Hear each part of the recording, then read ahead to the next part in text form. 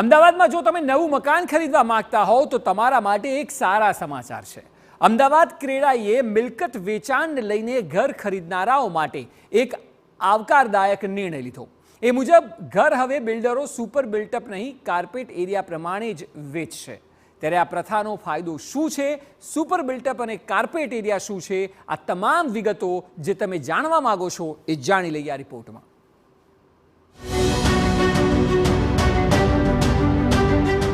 ઘરનું ઘર ખરીદનારા માટે ખુશ ખબર।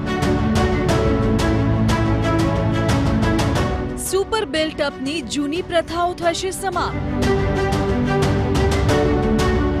નવી પદ્ધતિને કારણે ઘર ખરીદનારાને થશે ફાયદો। મિલકતની કિંમતમાં નહીં થાય વધારો। ઘરનું ઘર ખરીદનારા માટે છે ને મજાના સમાચાર, પણ કેવી રીતે મળશે ફાયદો એ સમજતા પહેલા આ જાહેરાત શું છે એ જાણી લો। તો અમદાવાદ શહેરના દરેક બિલ્ડરો 1 જાન્યુઆરીથી તેમની રેસિડેન્શિયલ અને કોમર્શિયલ પ્રોપર્ટીના સોદાઓ રેરા કાર્પેટના નિયમ મુજબ જ કરશે। આ સાથે જ સમગ્ર ગુજરાતમાં તેમણે સુપર બિલ્ટઅપ એરિયાથી મિલકત વેચવાની પદ્ધતિને કાયમને માટે બાય બાય કરી દેવાનો નિર્ણય કર્યો છે। મિલકતના વેચાણની આ નવતર સિસ્ટમને કારણે મિલકતની કિંમતમાં 1 પૈસાનો વધારો થશે નહીં તેવો દાવો કરવામાં આવ્યો છે। તેને બદલે મિલકતના સોદામાં પારદર્શકતા વધી જશે। સ્ક્વેર ફીટમાં ભાવ આપવાની સિસ્ટમમાં થોડો બ્રેક મૂકવા માગીએ છીએ।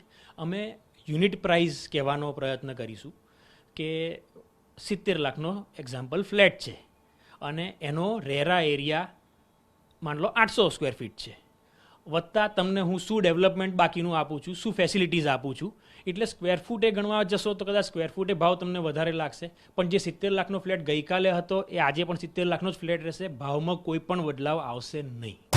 અત્યાર સુધી ડ્યુઅલ સેલિંગ પદ્ધતિ રેરા એરિયા અને સુપર બિલ્ડઅપ એરિયા મુજબ મિલકત વેચાણ કરવામાં આવતું હતું, જેને હવે દૂર કરવામાં આવશે।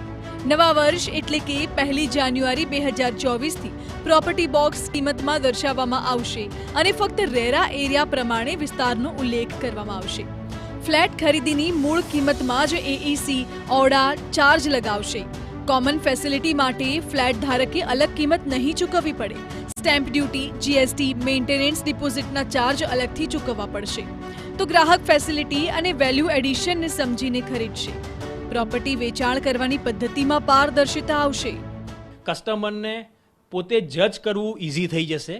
જે એને એરિયા વાપરવા મળે છે વત્તા એને શું ફેસિલિટીઝ વાપરવા મળે છે એ બંને એપલ ટુ એપલ 2 ડેવલપર કે 3 ડેવલપરની પ્રોપર્ટીઝે કમ્પેર કરી શકશે અને ઇઝીલી જજમેન્ટ લઈ શકશે કે એને કઈ પ્રોપર્ટીમાં રસ પડે છે। આ પદ્ધતિના અમલથી માત્ર પ્રોપર્ટીની વેચાણ કરવાની પદ્ધતિ બદલાઈ રહી છે। મિલકત ખરીદનારાઓને સાઇઝ અને ફેસિલિટી અને ઇન્ફ્રાસ્ટ્રક્ચર વિશે તુલના કરવા અને તે અનુસાર નિર્ણય લેવામાં સુગમતા મળશે। Bureau report, TV9।